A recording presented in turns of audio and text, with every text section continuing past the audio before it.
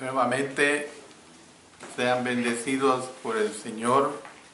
Les habla el hermano Alexander Castellanos desde la República de El Salvador como Iglesia de Cristo. Hoy vamos a ver una declaración dicha por nuestro Señor. Y esa frase que Él dijo es una frase muy edificante, pero bastante triste, podemos decir. Se trata de cuando Él dijo, ha llegado la hora. Es decir, vamos a ver un estudio muy detenido del Evangelio de Juan, capítulo 12, versos 20 al 36, y después vamos a pasar a los versos 46 hasta el 48. Pero evidentemente, como siempre doy las aclaraciones, vamos a verlo seccionado. Vamos a ver ahora la parte introductoria y algún aspecto de esta declaración. En Juan capítulo 12 tenemos lo que podría ser el último discurso del Señor Jesús en público, es decir, las últimas palabras que la multitud le oiría decir hasta que oyeran las 7 aseveraciones que expresó estando Él en la cruz. Es decir, si a Jesús se le hubiera dado el título, si tuviera un sermón más que predicar, ¿qué hubiera dicho Él? Tal vez Juan capítulo 12, versos 20 hasta el 36, responda la pregunta. Quiero recordarle que era el martes de la última semana del ministerio del Señor Jesucristo. Mientras Jesús estaba enseñando en el templo, quiero también aclarar que Jesús pudo haber estado en el atrio de las mujeres, es decir, que en nuestro compendio este relato está precedido por la historia de la ofrenda de la viuda pobre, que ya hemos estudiado vastamente. Ese incidente tuvo lugar cerca del arca de las ofrendas, como lo vimos en Lucas capítulo 21 y el versículo 1, que se encontraba precisamente en el atrio de las mujeres. Y vuelvo a aclarar que los gentiles no podían entrar en el atrio de las mujeres. Y esto encaja bien con el detalle del presente relato, en el sentido de que los griegos solicitaron ver a Jesús. En otras palabras, Jesús tendría que dejar el lugar donde se encontraba e ir al atrio de los gentiles para que ellos le pudieran ver. Entonces, algunos gentiles manifestaron el deseo de verlo. Y es así como comienza diciendo el relato. Había ciertos griegos entre los que habían subido a adorar en la fiesta. Versículo 20. Estos pudieron haber sido judíos prosélitos, pero es probable que fueran temerosos de Dios. En el Nuevo Testamento hay muchos de quienes se dice que temían a Dios, incluyendo judíos y cristianos, pero las palabras usaban en un sentido especial para hacer referencia a gentiles creyentes que todavía no habían llegado a ser judíos. Entonces, es el caso que tenemos de Cornelio. Cornelio lo tenemos en el libro de los Hechos, en el capítulo 10, específicamente los versos 1 y 2. Dice que había en Cesarea un hombre llamado Cornelio, centurión de la compañía llamada La Italiana, piadoso y temeroso de Dios con toda su casa, y que hacía muchas limosnas al pueblo y oraba a Dios siempre. Es decir, que eran gentiles que creían en el verdadero Dios, pero que no se habían sometido todavía al proceso de conversión para llegar a ser judíos. El término prosélito se relaciona con la palabra griega proserchomai, que combina la preposición pros, que significa a, o hacia, con el chomai, que significa venir. O sea, en otras palabras, en el Nuevo Testamento se refiere a los gentiles que habían venido al judaísmo y lo habían rechazado. Llegar a ser prosélito suponía un rito triple, podemos decir. Y menciono estas tres cosas. Por ejemplo, tenían que ser circuncidados si era varón. En segundo lugar, bautizados por inmersión en presencia de testigos. Y en tercer lugar, ofrenda de un sacrificio mientras el templo estuviera en pie, debido a que la circuncisión era un requisito. Las mujeres que se convertían eran más que los hombres. Entonces, nosotros podemos ver que dice que estos, ahí en el versículo 21, se acercaron a Felipe, que era de Betsaida de Galilea. No estamos seguros de la razón por la cual se acercaron a Felipe. Tal vez se debió a que Felipe tenía un nombre griego. Felipe es cosa rara del significado de los nombres, pero Felipe es la forma abreviada de una palabra griega compuesta que significa amador de caballos.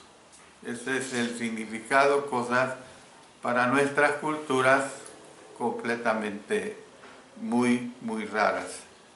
Entonces, tal vez ellos también eran de Betsaida. Bueno, había dos Betsaidas. Una estaba cerca de Capernaum, sobre la ribera occidental del mar de Galilea.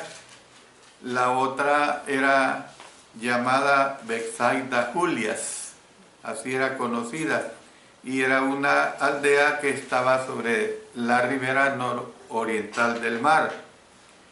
Y es probable que Felipe viviera en la Betsaida que estaba cerca de Capernaum, pero puede haber vivido sobre la ribera oriental del mar de Galilea, que era básicamente una región totalmente gentil. Entonces, tal vez Felipe fue sencillamente el primer discípulo de Jesús que se encontraron, ¿ve? Y ellos le rogaron diciendo: Señor, quisiéramos ver a Jesús. Ahí lo dice también en este verso 21. Ahora la pregunta es, ¿cómo supieron de Jesús? Tal vez habían estado presentes algunos días atrás cuando él había purificado el templo. Puede ser que lo hubieran oído enseñar en el atrio de los gentiles. Es decir, como sea que hayan llegado a saber de él, lo cierto es que deseaban conocerlo mejor. Esta es una realidad. Deseaban conocerlo mejor. Hay un escritor antiguo de esa época llamado Eusebio, un historiador eclesiástico primitivo, mencionó una tradición, por supuesto no inspirada, en el sentido de que los griegos habían sido enviados por el rey Sirio para ofrecerle a Jesús un santuario, pero evidentemente que esto carece de sustento. El texto sí dice que le rogaron diciendo, la construcción del texto original indica que insistieron en su petición. Eso sí lo podemos nosotros entender muy claramente. Felipe no estaba seguro de lo que debía hacer. Y Cristo les había dicho a los 12, es decir, a los 12 discípulos, que no fueran a los gentiles, sino a las ovejas perdidas de la casa de Israel. Esto lo declara cuando él les estaba enseñando en Mateo capítulo 10, en los versos 5 y 6. Por lo tanto, buscó la ayuda de un amigo. Y se habla de que Felipe y Andrés eran del mismo pueblo. Ahí lo expresa en el Evangelio de Juan capítulo 1, verso 47. Entonces, Felipe fue y se lo dijo a Andrés, lo dice en el verso 22. Luego los dos, Andrés y Felipe, se lo dijeron a Jesús. No se nos dice jamás si Cristo accedió a la petición de los griegos. No se nos dice eso. Juan consignó el relato para dar el antecedente de las palabras de Jesús que se recogen en la segunda parte del Evangelio de Juan capítulo 12, no para darnos todos los detalles.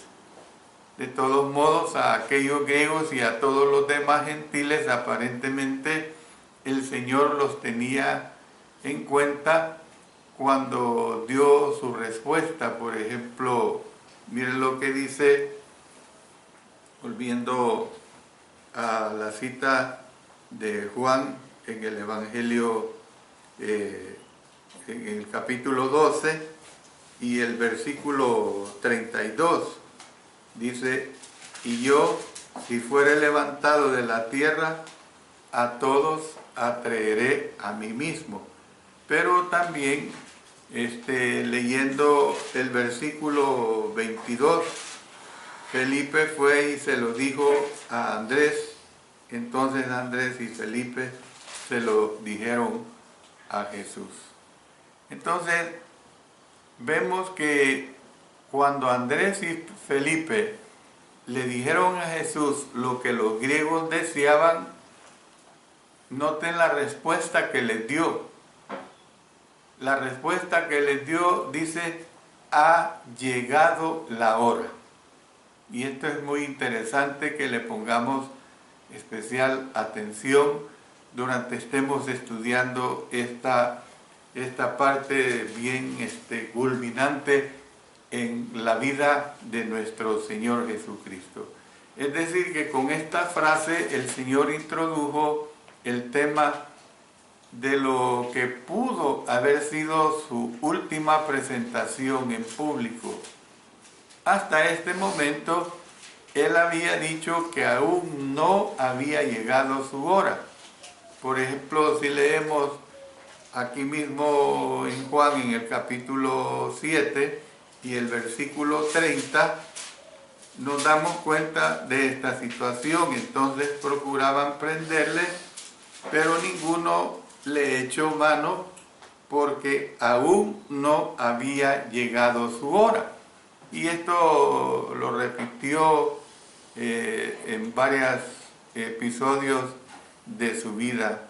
Es decir, que lo repitió de tal manera pues de que tenemos que entender que su tiempo no había llegado, pero aquí estamos llegando a la situación de que su hora había llegado.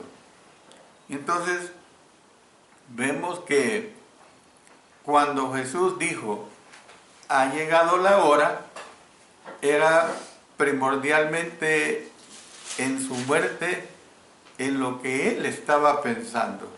Si vamos a el Evangelio de Juan, capítulo 12, y el versículo 24, de cierto os digo, que si el grano de trigo no cae en la tierra y muere, queda solo, pero si muere, lleva mucho fruto. En el desarrollo del estudio vamos a entender claramente lo que él estaba diciendo aquí.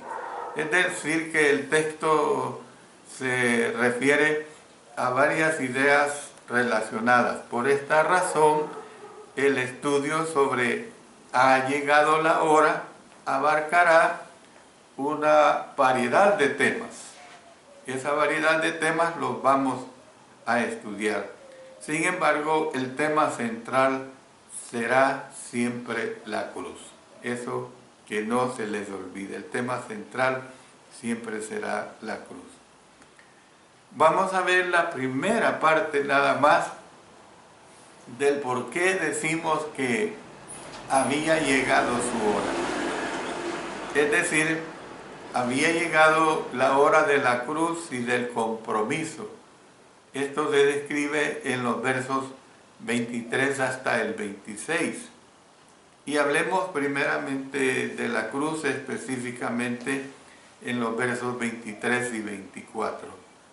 Cristo comenzó su sermón diciendo, ha llegado la hora que el Hijo del Hombre sea glorificado. Es decir, la gloria es un tema muy importante de la segunda mitad del relato del apóstol Juan sobre la vida de Cristo. Espere encontrárselo, como le digo, a medida que avanza la lectura. El término Hijo del Hombre se refería al Mesías, y esto lo tenemos desde lo que escribió Daniel. Vamos a Daniel. Allí en Daniel tenemos en el capítulo 7 y el versículo 13.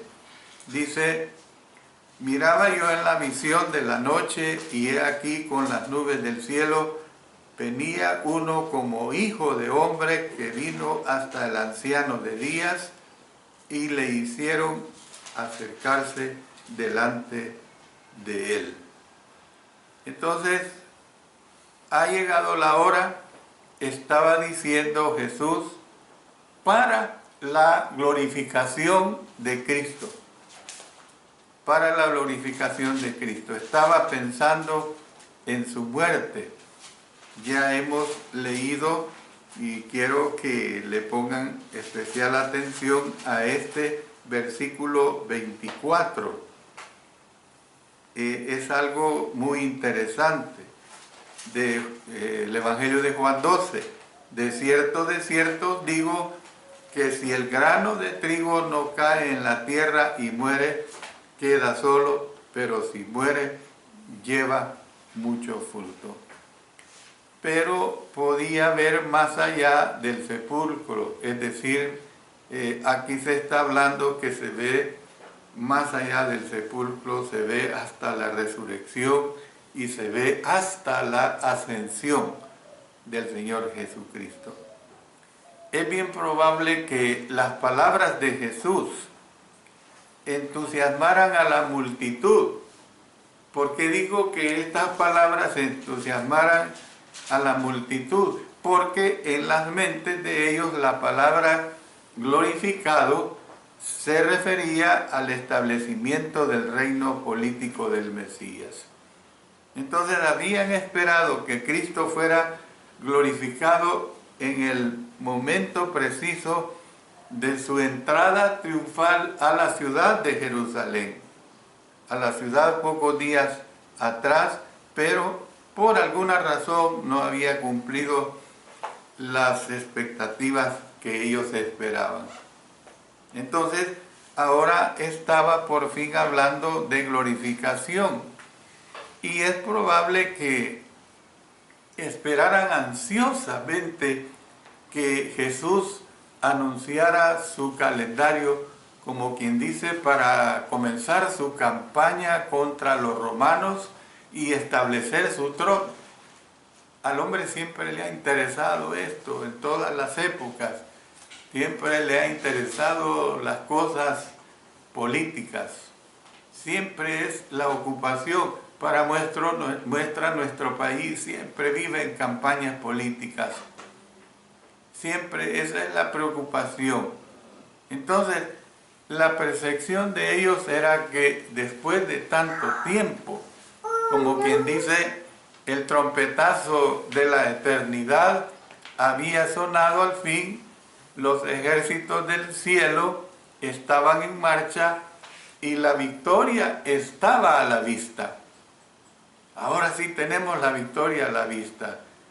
Y qué decepcionados debieron de haber estado cuando, en lugar de proponer una estrategia militar, Cristo comenzó a hablar acerca de morir. ¿Cómo es posible que a un líder que lo consideraban con la condición de que les iba a liberar del yugo del Imperio Romano, cómo es posible que les estuviera hablando acerca de morir? No podían entender esto, pero no lo podían entender porque mientras él había andado en su ministerio de esos 3,5 años y que les había hablado con claridad, no solo a sus discípulos, sino a todo el pueblo, él les hacía ver el mensaje que venía desde los tiempos antiguos testamentarios acerca del Mesías y cuál era la función que ese Mesías vendría a desarrollar. El Señor usó una sencilla pero poderosa ilustración. Y ahora me voy a referir a esto. De cierto os digo que si el grano de trigo no cae en la tierra y muere, queda solo, pero si muere lleva mucho fruto. Yo le digo a usted, ponga usted una semilla sobre un estante y no se multiplicará. Ahí quedará esta semilla, quedará sola. Pero le digo, ponga la semilla en tierra y aliméntela, y esa semilla morirá. Esto es que se va a desintegrar y perderá su identidad. Pero esta muerte le permitirá llevar mucho fruto a esta semilla. Siembre usted una semilla de naranjo y después de 3-4 años se ha transformado en un árbol y le dará miles de naranjas, y así cualquier otra clase de semilla. Entonces nosotros tenemos que entender que se multiplicará pues por 100, por 100, por 60 o por 30 cuando se dio aquella parábola que tenemos en Mateo capítulo 13 versículo 8. Es decir que lo que vemos en esta ilustración, Jesús mismo es la semilla, y él lo que está diciendo, que si él no moría, no conservaría su propia vida, ni podría bendecir a los demás. Eso es lo que está diciendo en una forma sencilla. La única manera como podía producir nueva vida era muriendo. Eso es lo que está expresando él aquí. Por eso en los versículos 25 y 26, él expresa el compromiso. Dice en este compromiso, continúa diciendo Cristo, el que ama su vida la perderá, y el que aborrece su vida en este mundo para vida eterna la guardará. Verso 25. La palabra aborrecer que se usa aquí es, en el sentido que se usa aquí, significa amar menos. Eso es lo que significa, amar menos. Hemos de amar nuestra vida menos que lo que amamos hacer la voluntad de nuestro Señor. Y este sermón está lleno de paradojas, está lleno de contradicciones. ¿Por qué? Mire lo que dice: si usted ama su vida, la perderá. Si aborrece su vida, la conservará. Entonces, la única manera de vivir es muriendo. ¿Ve? Eso es lo que está diciendo. La única manera de vivir es muriendo. Entonces, el Señor Jesús comenzó aplicando sus palabras a sí mismo. Él dice, Él tenía que morir si es que había de cumplir su propósito. Es decir, si es que había de ser valioso en los planes de Dios, tenía que morir. Esa era la realidad. También haría que aplicáramos sus palabras a nosotros mismos. ¿Por qué está diciendo que aplicáramos sus palabras a nosotros mismos? Porque nosotros también debemos morir si es que hemos de ser valiosos para Dios. Bueno, muchos cristianos primitivos tuvieron que morir físicamente para mantenerse fieles a Dios. Él dijo en el valioso libro de Apocalipsis, sé fiel hasta la muerte y yo te daré la corona de la vida. Es una realidad. Aun si no fuéramos llamados a hacer la clase de sacrificio, o esta clase, mejor dicho, de sacrificio, todavía debemos morir a nosotros mismos. El apóstol Pablo escribió, con Cristo estoy juntamente crucificado, y ya no vivo yo, sino más vive Cristo en mí. Gálatas capítulo 2, versículo 20. Entonces, ¿qué es lo que nosotros vemos acá? Que al seguir hablando Jesús, Él desarrolló su idea y dio una poderosa motivación, por decirlo así, para estar dispuesto a morir. El servicio para Él comenzó diciendo, si alguno me sirve, ahí lo dice en Juan, verso 26, capítulo 12, si alguno me sirve, dice. Entonces, nosotros demostramos que aborrecemos nuestra vida cuando nos comprometemos al servicio desinteresado para nuestro Señor. Esto fue lo que dijo el Señor Jesús de quien estuviera dispuesto a hacer tal compromiso. Él dice, sígame, sígame, en forma clara. Y su siguiente aseveración se centró en los galardones que hacen que valga la pena esta clase de compromiso. Dijo, donde yo estuviere, allí también estará mi Salvador. Lo dice en el verso 26. Jesús estaría en el cielo. Miren lo que dice, y lo hemos estudiado de una u otra manera, en 2 Corintios capítulo 5 y el versículo 8. Pero confiamos y más quisiéramos estar ausentes del cuerpo y presentes al Señor. Luego también dice en Filipenses capítulo 1 y el versículo 23, dice claramente, porque de ambas cosas estoy puesto en estrecho, teniendo deseo de partir y estar con Cristo, lo cual es muchísimo mejor. Pero fíjense bien, que el deseo de partir y estar con Cristo, en ningún momento, y lo digo esto porque es necesario, no lo está hablando en el sentido del suicidio, no lo está hablando en el sentido de que alguien desea morir porque la vida aquí en esta tierra le es muy dura, le es muy difícil.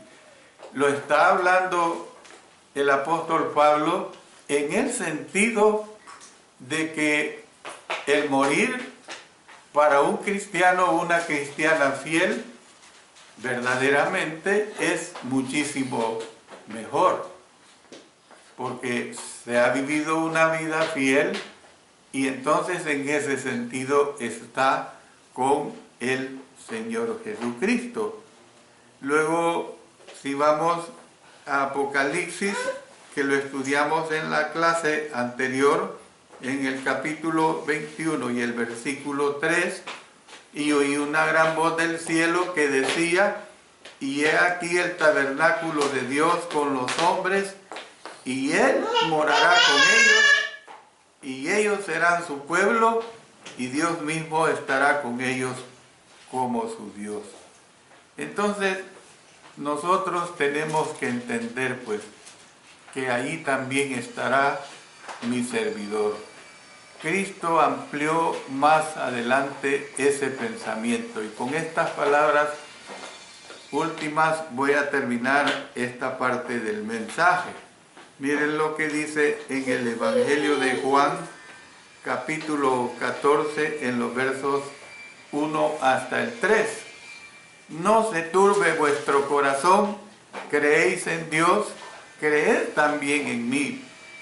En la casa de mi Padre muchas moradas hay. Si así no fuera, yo os lo hubiera dicho. Voy pues a preparar lugar para vosotros. Y esta es una realidad. Ese lugar está preparado para nosotros. Y si me fuere y os preparare el lugar, vendré otra vez y os tomaré a mí mismo, para que donde yo estoy, vosotros también estéis. Cuando dice vendré otra vez, se está refiriendo a su segunda venida, que todavía no se ha cumplido, que será una realidad. Entonces, luego añadió, pues, en el verso 26 de capítulo 12 de Juan: si alguno me sirviere, mi Padre le honrará. Miren qué hermoso. Mi Padre le honrará. Imagínese usted lo que es ser honrado por Dios mismo.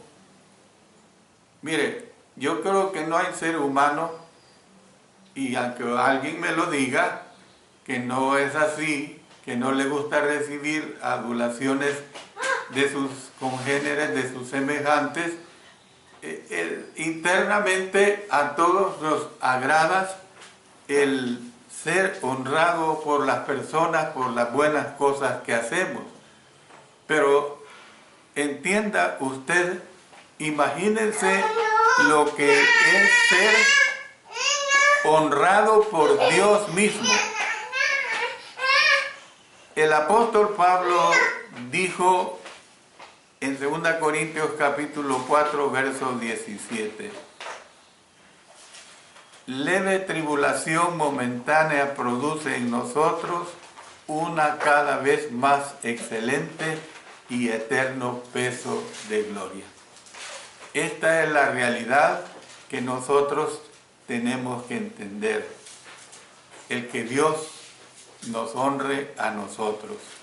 Por más tribulaciones, por más cosas difíciles que tengamos aquí en esta vida terrenal, vamos a ser honrados por nuestra fidelidad, por nuestra integridad a Él. Porque el apóstol Pablo lo dice: un cada vez más excelente y eterno peso de gloria. Dios bendiga su palabra, pero siempre digo que para que todas estas declaraciones de la palabra de Dios se cumplan, tenemos que ser fieles los cristianos, tenemos que amarnos los unos a los otros, tenemos que soportarnos los unos a los otros. Y a aquel que no es cristiano, siempre la palabra de Dios le dice, yo solo lo repito, arrepentíos y bautícese cada uno de vosotros en el nombre de nuestro Señor Jesucristo para perdón de los pecados y recibiréis el don del Espíritu Santo. Y el verso 47 de Hechos 2 dice, y el Señor añadía a su iglesia los que habían de ser salvos. Dios bendiga su palabra, Dios bendiga a cada uno de ustedes que la escuchan y que la entiendan lo más claramente conforme a la declaración divina de nuestro Padre Celestial.